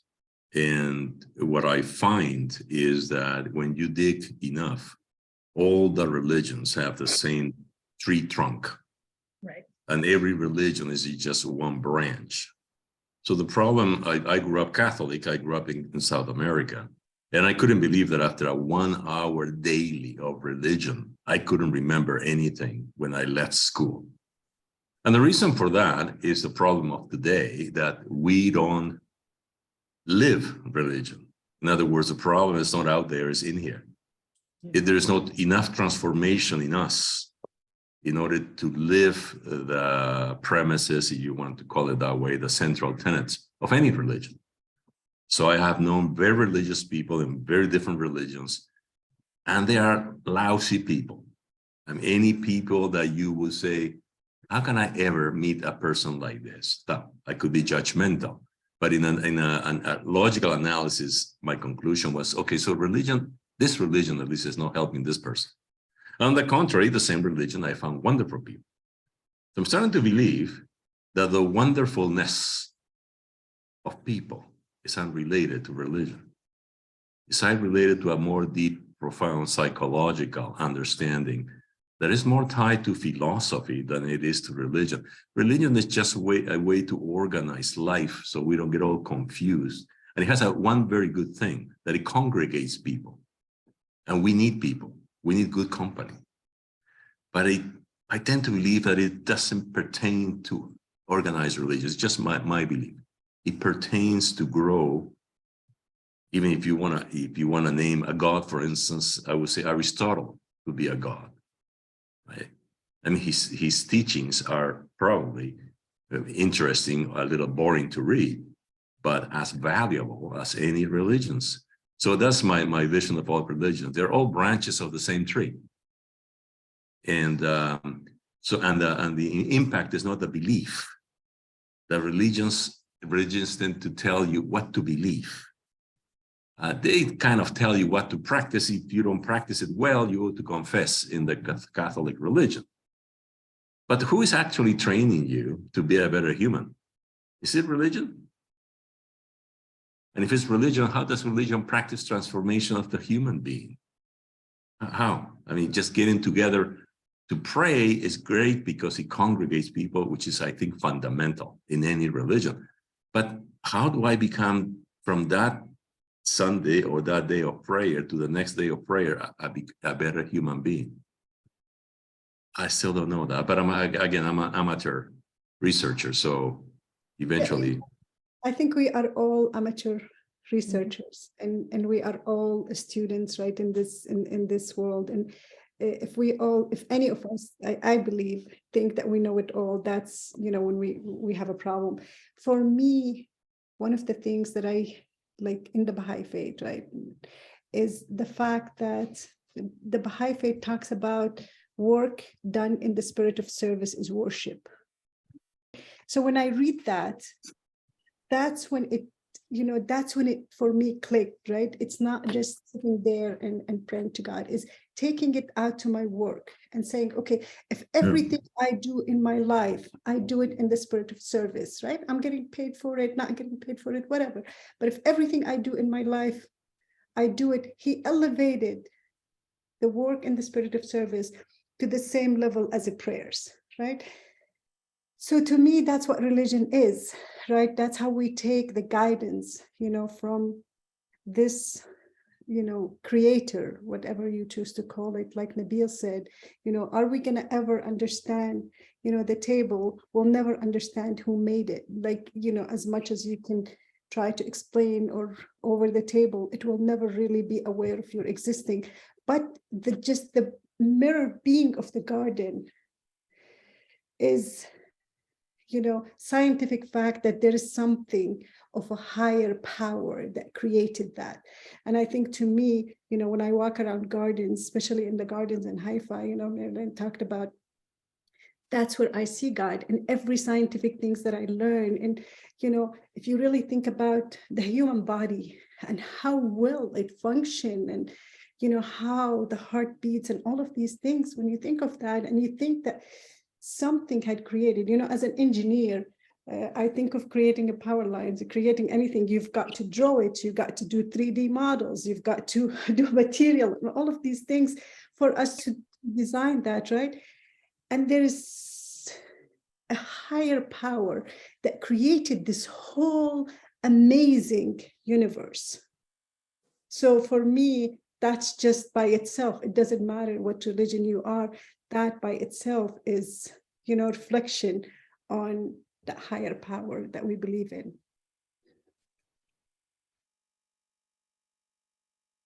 Go ahead, Marilyn. A question, does the Baha'i faith believe in an afterlife or the concept of heaven? Nabil, why don't you take that one? Okay. So I did want to say I did want to actually say something that I guess in response to what Jose was saying. So, Jose, I don't know if you heard, but I grew up in Venezuela. All my friends were Catholic. I go to church with them on Sundays. And, what was very interesting for me is my mother actually was Presbyterian. And so, and my mother's family was from Illinois. So, 9 months out of the year with my buddies, with my friends, I'd go to church in Venezuela. And then 3 months out of the year, I'd go to church in Illinois. Both Christian churches, both believing in Jesus, but both with very different, I guess, programs, let's say, Sunday morning. And so one thing that I learned very early on, and this just ties back to one of the tenets that, May had talked about, being the independent investigation of truth, is that very early on, my parents would always tell me, you have to ask questions, Nabil. You have to ask questions to find your truth. And so I was exposed to everything, and I was given the opportunity to do that investigation and to do that research and find out, what that truth, meant to me, or what was my truth. But the one thing that I did want to just kind of comment on or touch on is that I feel that, and again, this was just through the, my own experiences, that the definition of religion, or even the word religion, it's almost like a loaded word today. And if you think about religion, it can be taken in many different lights, many different contexts, and primarily it's based on, I think, somebody's life experience around religion. But the way that I look at religion is, what was the divine or spiritual scripture, the spiritual divine, let's say, authoritative texts that that prophet brought to man. You know, whether that was Jesus or Muhammad or Moses, it's not what the reverend or the pastor is sharing this Sunday. That's not what it is.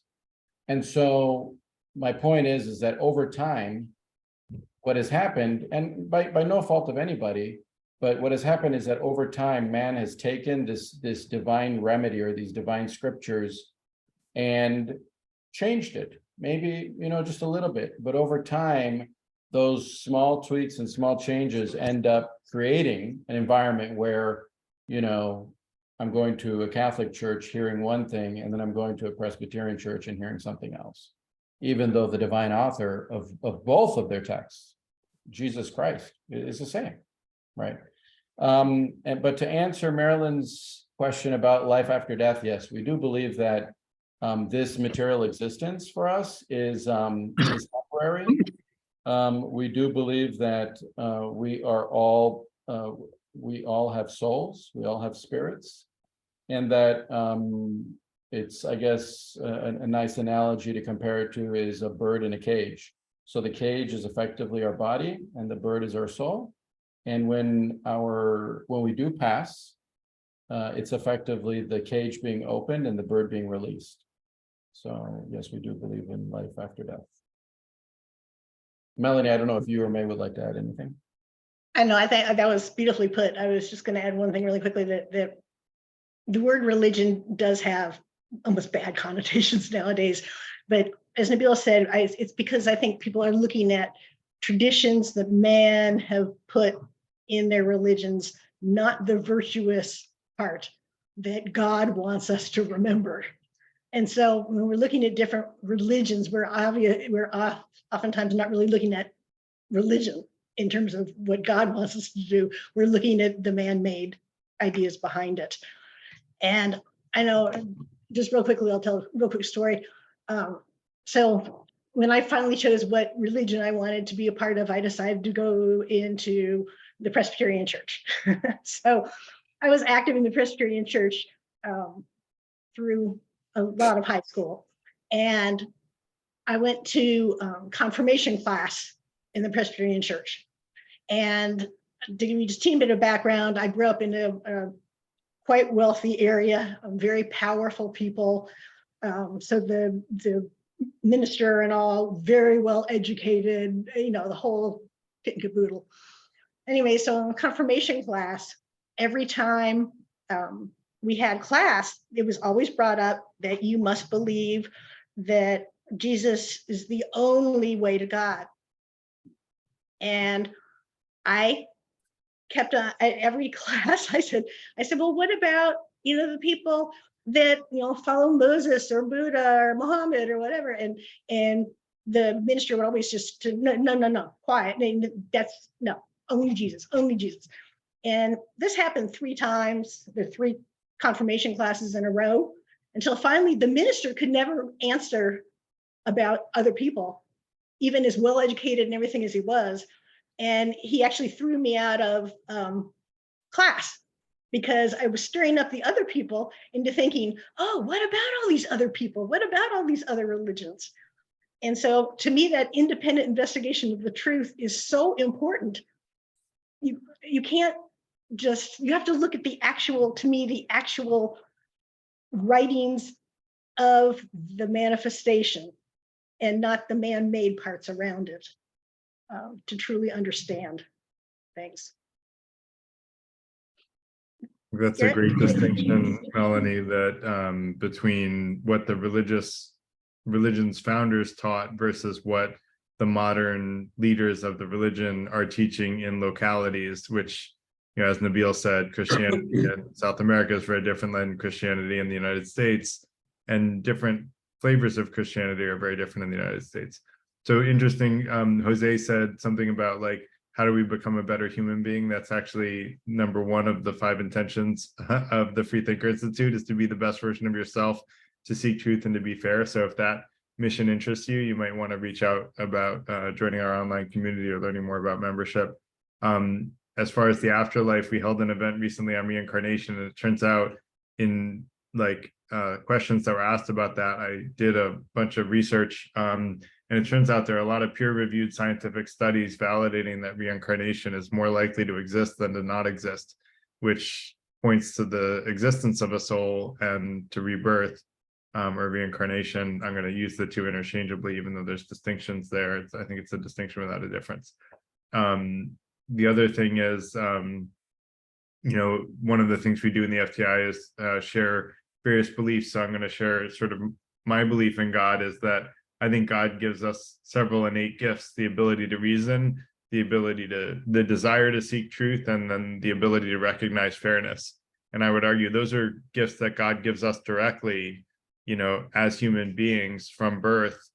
And we all have those abilities to be able to reason and to seek the desire to seek truth and the ability to recognize something as fair and unfair. And it's only when we distort our views with egotism or other sort of distortions that we veer away from that.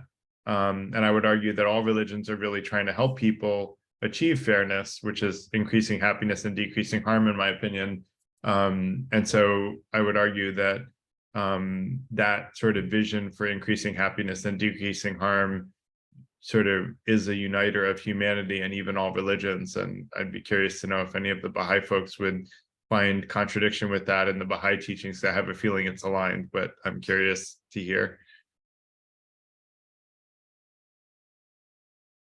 I don't know if any of you want to comment. May, did you want to speak to that? Nabil, go ahead. No, I was saying May, because I had to get in front of you because I knew you were gonna put me. That's what I said. May, would you speak to that, please? Yeah, exactly. I love the idea of, it's one of the things that we talk about, the free will, right? We were created where we can, it's something that we have that no other species have. And I think that's the same, come align with exactly what you're talking about. That's also, that fundamental principle of investigation of the truth. And like I mentioned, you're not born a Baha'i. And that's what to me makes it so unique. So at the age of 15, you have a free will to choose as a Baha'i. Your parents will actually prepare you, like I mentioned that as much as I hated it as a child, I was like, I'm a Baha'i. Why do I have to go to Catholic school? Why do I have to go to church? Why do I have to go to Muslim classes? Why do I have to learn the Quran? But now, as I'm an adult and I'm doing the same thing to my kids, it really makes sense for me, right? Is you can't choose, you cannot have a freedom, you cannot have a free thoughts without knowledge and a true knowledge. And I think what several of us talked about religion, right? What did Jesus Christ talked about, right? He brought peace to the world. That was his message. If you think of it, he died on the cross for our saving, right? What did Muhammad, the greeting that the Muslim greet himself, Assalamu alaikum, which means peace be upon you, right? It's the same thing with Judaism. So when you really look at fundamental of all of these things, it's where we have these ideas of a free will and understanding is when we truly use our mind to investigate the truth and find the truth. And I think that's very much aligned with everything you had talked about. Cool. We had a discussion on free will last year as well. So we've covered a lot of these topics. So Jose, Tocati. Yes, thanks. I always think about this question, what kind of humans would we be if there was no religion? If there was no religion, period, nobody's following any religion. Would we be savages, barbarians? In other words, do we really need a religion to know what it is to be a better human being? When I think about that, I just remember I only needed my grandmother to tell me what a better human being is. But do we need religion?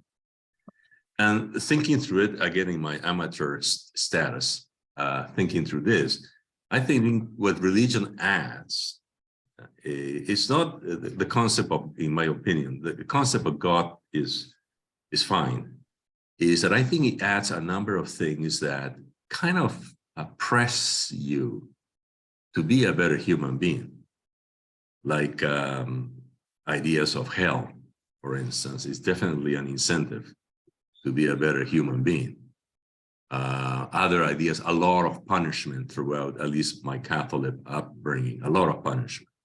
Well, right or wrong, that helps me better human being. To be a better human being, I don't like to be punished or burned or whatever. And also at school, the experience of Melanie was similar to mine. I mean, we couldn't ask too many questions. The moment you get to the point where the priest felt a little uncomfortable, they tell you basically, this is faith. You have to believe it in faith. You have to believe it in faith. So I always wonder about this awful question. What is the utility? What is the utility of religion? And to finalize this is, I remember I once heard a speaker from the School of Philosophy in Ireland, great guy, he passed away a few years ago. He said, all the paths lead to the same place. And he said, there's the path of devotion. Just you're very religious, you follow a religious legislature, you follow the principles, but they lead to the same point. Whether you believe in God or not, they want you to become a better human being. That's a path of devotion. And there's the other path. There are for some people as well, the path of philosophy. Through philosophy, you get to that idea. To be a human being, and you recognize some of your faults, and then you don't worry too much about thinking about what's happening after you die. You worry a lot about thinking, how can I make this life a better life for me and the people around me? Anyway, so that was my question, maybe a subject to another discussion about what is the utility. Is it because I need to accept that it comes from some higher, I believe in a higher being, by the way, but do I have to accept that these instructions come from a higher being to be a better human being? So if somebody, my grandmother, tells me about what it makes to be a good person, I said, well, you're not God. Am I going to debate with her? Right? Because, oh, I'm told this comes from a higher authority. I don't know. But maybe I see one day, Garrett, that I can see the free thinkers church coming. So, I don't think we'll become a church, but we're a not-for-profit, and I like us as that. But yeah, what you're saying really resonates with me, Jose. And I want to let them respond, but I'd love to respond as well if they don't mind after they go. Yeah. Are Are you going to volunteer me again, Melanie? She's good at that. Okay, I'm going to volunteer you, Melanie, for the next Leaders one. delegate. Leaders delegate. Yeah. So I just, Jose, I really like your question, and I would like to maybe raise another question, which maybe the FTI could take into consideration. But I think in order to explore that question, one has to explore what is the purpose of man. Right? Because the way I look at it is that I see the two tied together. Because if the purpose of man is just to survive, then I don't need any instructions, right? I know I need to eat, I need to have security, and try to, and then try to create as many of me as possible, right? I guess that would be the rule du jour if that was my purpose, right? But I don't think that that's man's purpose. And so I think that as we start to explore what is man's purpose, or what is the purpose of our existence, that's where these things start to come into play. Meaning, well, if there is a God, and does he love his creation, or does he not care, right? Then we can explore that question. And if we are spiritual beings, then what does that mean? Like, what are we supposed to do in this plane of existence if we are spiritual beings? Like, why not just kill ourselves all right now, right? So we can all live in the in the realm of the spirit, or move on to whatever is the the next life. So I think that all of these things need to be examined in order to really, I guess, understand what is the purpose of religion, and how it should play a role in our lives, if that makes any sense. Melanie, did you want to add anything to that? No, I just wanted Nabil to speak on it. If I could, Nabil, thank you.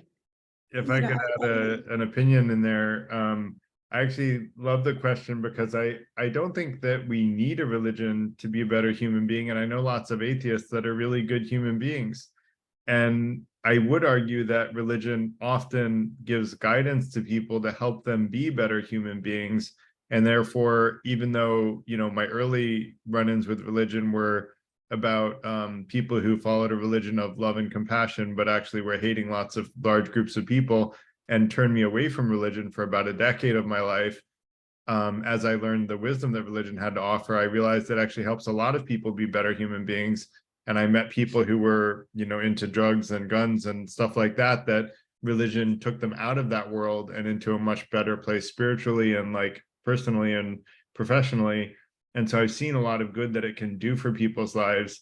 And I think that's why, like I say, that I think God gives us innate gifts and that we need to trust those gifts, because if something that religion is teaching we feel like is unfair or unethical, we shouldn't follow that. And that's why I love the Baha'i teaches that we should trust our own judgment. And that's what we do in the FTI as well, as we say everyone should trust their own judgment. But in the FTI, we also want to help people hone their judgment so they get better at judging fact from fiction and wisdom from folly. Because I think we're all on this earth for spiritual development, and our goal is spiritual advancement, and that's about learning. And it's learning knowledge and wisdom and using the two hand in hand with each other. And I tell atheists on a regular basis that are good people, I think I can logically prove that the God that I believe in exists, but I don't think that he cares whether or not you believe in him or whether or not you think he exists or not. All he cares about is that you're a good human being, meaning increasing happiness and decreasing harm in the world. And if you're doing those things, I think you're going to be a-okay, you know, come the day that you move on from this, you know, shuffle off this mortal coil in this incarnation, like no problem. And so, you know, I think it's a really interesting question, Jose, and I hope that made sense. Yeah, I just wanted to comment on what Jose Please. and Gary said, that it is truly like in the faith, in the Baha'i faith, it's a faith, right? That's why we don't have anybody between me and God, right? It's a true direct relationship between you and your creator. So what you talked about, like being atheist or a Muslim or whatever you call yourself, these are all just names that we give ourselves, right? At the end of the day, how do you live your life, and how do you apply whatever it is that you're believing in? What's fundamentally make you a better human or not? So, like, we don't believe that, oh, all the Baha'is are going to go to heaven and everybody else, for sure not, right? That's just one thing we wanted to make it clear. It's not, you know, signing your card is not a ticket for you to go to heaven. And, you know, we do not believe, like in the Baha'i faith, actually the first quote in the book of laws that we have, it talks about these laws are for our well-being, right? So it doesn't say, hey, you do not follow this, you go to hell, because in reality, none of us, we're all striving to become a human being, Baha'is or non-Baha'is, right? Whichever way we find. But to me, you know, history has been one of my new passion. If you look at it, after every civilization, like when you look at the station of the Jewish before, you know, the prophet came, he led them out of, you know, their lost and misery, and he guided them to the Holy Land. When you think about Jesus Christ, when he came, what was the situation before? What was the situation after? After every major religion, it's truly, you could see a huge civilization, not just from a spiritual, but from a material, from so many ways have been developed. You know, as much as, you know, things are happening now with Islam and people had taken it, I mean, as a Baha'i, we're being the most persecuted by Muslim, but the reality of it, when Islam came, science, technology, you know, just our understanding of so many things, spirituality, people were becoming a better human being, right? The Baha'i faith came, and it's talking about, elimination prejudice. It's talk about racism. It's talk about all of these challenges. So when you're looking at it, what we're hoping is after every coming of manifestation, civilization had improved. So to me, that's just one sign of the impact of the guidance of God. Yeah, thank you, May. And to me, it's also a reminder each time of the virtues, because if you leave a bunch of children with no guidance, as we can sometimes see in the United States for sure, no spiritual guidance, no virtues, then they do not grow up, generally speaking, to be good people. It's more survival of the fittest, more animalistic side. So I look at the virtues as coming from God through the manifestations, personally. And that's how I look at it. But as May said, we don't have any clergy. We don't have any people that we confess to or anything like that. Our relationship is directly with God. We believe the manifestations give us the message of God for that day and remind us of the virtues.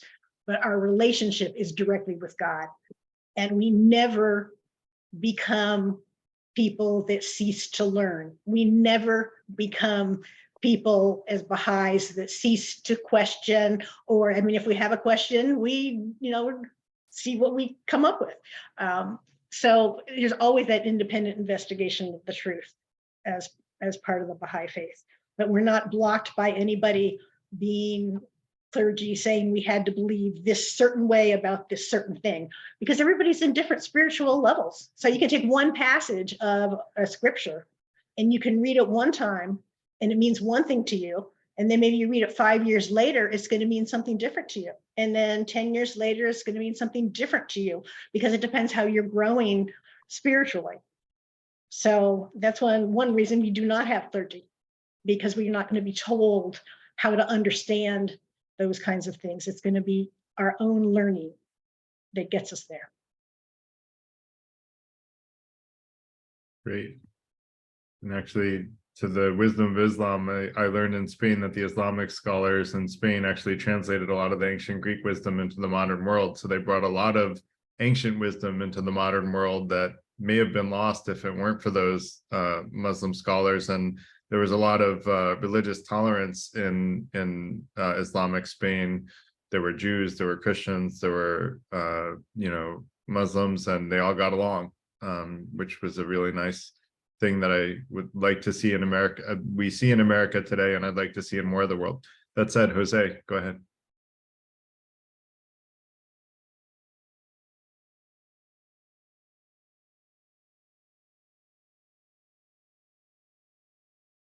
You're on mute, Jose.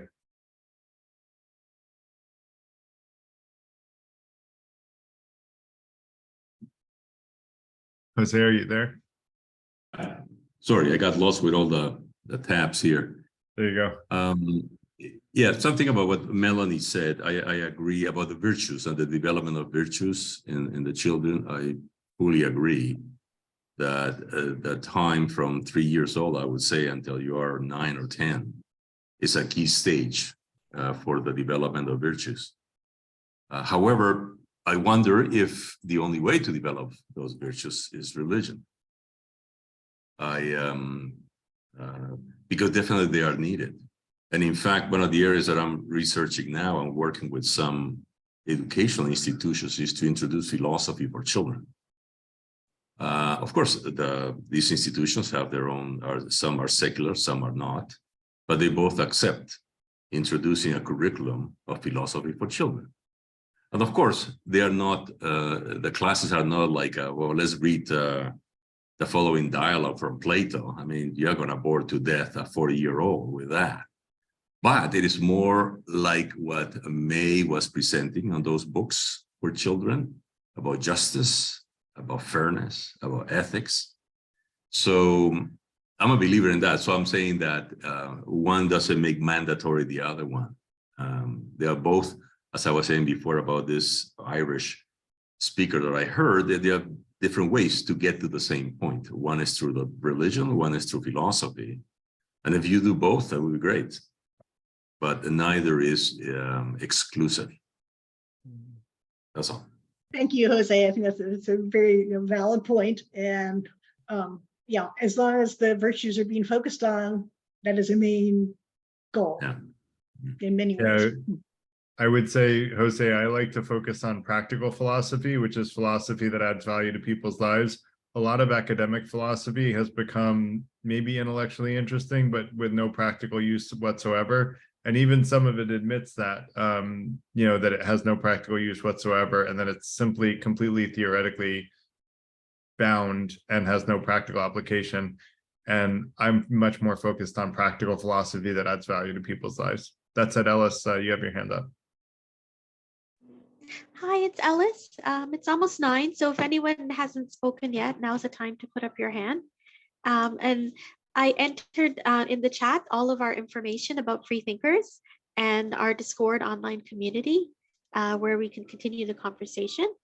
And I also put the Meaningful Conversations, that's Melanie's meetup, in the chat. And just a reminder, next week is going to be Solutions to Gun Violence, and April 11th is going to be about immigration. So we hope to see you all. So I just wanted to add something. Thank you, Ellis, for that reminder. And it has to do with this whole topic of, is religion needed, and, philosophy, and, all this. And I love this subject, I think it's wonderful. The thing where I'm kind of getting stuck is how can we consider any opinion outside of the teachings that have been brought to us by any of the, let's say, great religious teachers, prophets. In other words, what I'm saying is how can we say, oh, some great philosopher came up with, or some great thinker came up with this idea of thou shalt not kill, or that killing is bad. How can we say that if that's in the 10 Commandments? So going back as far as we can in recorded history, I find it very hard to remove any threads or any influence that any of the great messengers of God have brought or have shared. Because once those messages have been shared with man, it's there forever. I mean, for crying out loud. I mean, on the back of the $1 bill, it says, "In God we trust." I mean, it is so ingrained in so many different areas and ways that I see it very difficult to be able to imagine a world where that was devoid of any religious, and I'm saying religious, meaning teachings from a prophet. Does that make sense? Makes sense to me. Like, religions teach like how to be more fair, how to do better in the world. And once those teachings are effective, they're very sticky, right? Because people feel the effects. They're like, oh, my life is better doing these things. The life of people around me is better doing these things. And then those things just become the norm. Whereas like crucifixion was the norm back in Jesus's day, right? And then, Constantine, I think, outlawed it in Christ's memory. But, we take for granted all of the advances religion has made. And I don't think we can even imagine what a world without religion looks like. And I think it's worth remembering that all religions is, people with spiritual gifts that, may or may not, depending on your belief, be God inspired or God himself incarnate. But whatever your beliefs are, these were very wise people that had lots of valuable things to share. And other people, because these people had wise things to share, followed them. And we should still be open to modern people sharing similar wisdom and trusting our own gifts to recognize that as good wisdom and following that too. And, who knows when the next spiritual leader will come about and have great things to teach. And we should have an open mind towards their teachings as well as all the teachings of the historical ones, in my opinion. And so I'm just a big believer in learning wisdom anywhere we can get it. And religion has so much to offer that why would we ignore that, even though I did earlier on in my life, because of my, negative experiences with religious people early on in my life. But that's people that didn't really embody the love and compassion that their religions taught, right? And that happens, right? People someone mentioned in the chat that so many wars were waged in religion's name.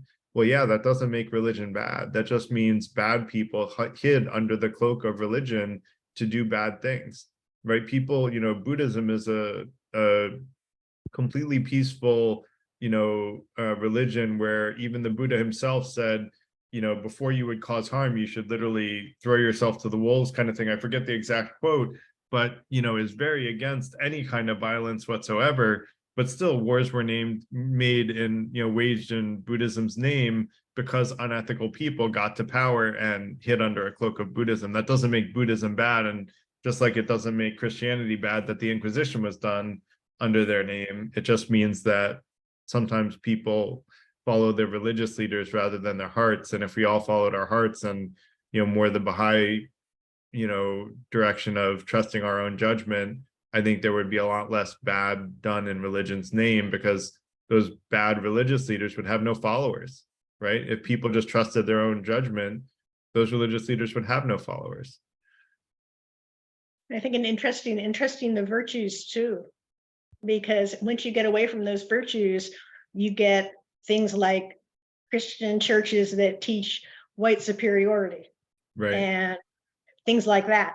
So, once again, you have to go back to me, those virtues that were originally given to us through religion, but get corrupted over time, because people are people, and they will add whatever they want to eventually to the teachings. And then that's why we as Baha'is believe that there are manifestations that come every so often to help us, to remind us and to teach us what we need to know for that day and age. May, did you want a closing remark, May? I just wanted to say that this was really a very beautiful evening, and I just wanted to say thank you very much. I think anytime you have a group of people who are seeking the truth in such a loving atmosphere, it just leaves you with this really warm feeling that you're in the right space with the right people. So I just really appreciate the opportunity, and thank you. And thank you, May and Nabil. Thank you, Garrett and Ellis, for having us. We always enjoy getting together with, as May said, a group of people that are open-minded, that we can share thoughts with, and we can learn from. And we always learn at least as much as anyone else does when we do a presentation like this. So thank you so much for having us. Thank you guys for coming. I do want to kind of close out, but I want to thank everybody for coming, but particularly Melanie, Nabil, and May for presenting on the Baha'i faith. I enjoyed learning more about it. I knew a little, but I know more now, and it's just the more I learn, the more I like it. And there's a lot of wisdom to offer people who get involved. So would love for people to explore that, and would love for people that want to stay involved in the FTI or the Freethinker Institute to join our meetup group and our online community. We can continue the conversation in the online community about the Baha'i faith. I don't know if Melanie or Nabil or May want to join that, but you're welcome to join the online community and chat about the Baha'i faith there too. And just want to thank everyone for their thoughtful questions and really interesting conversation and comments that everybody had. I just love these events on Tuesday evenings because we get such great diverse opinions, but always insightful, interesting, fun, and intellectually gratifying. So just want to thank you all for being a part of it, and would love to encourage everyone to keep coming back and keep learning more about both the Freethinker Institute and Baha'i. And thanks everyone for coming. Ellis is sharing some more links in the chat, but we're going to close out pretty shortly, so click on those links quickly if you want to get at them. The first one is for the online community, and the second one's about membership. So Thanks again, everybody. We'll close out and hope everyone has a good night. And I didn't get the chance to talk. I had one person request to learn more about my solution for ending unjust wars. We'll talk about that in the online community. So I'll ask you to join the online community for the person that asked that. And, happy to share the solution there. It's actually very deceptively simple. We just have to get it in front of the right people and have them take action. It's really not as hard as you would think. So hope everyone has a great night and take care, everyone. Thank you. Thank you, Gary, and everyone. Thank you. Thank you. Thank Bye-bye. you. Bye-bye.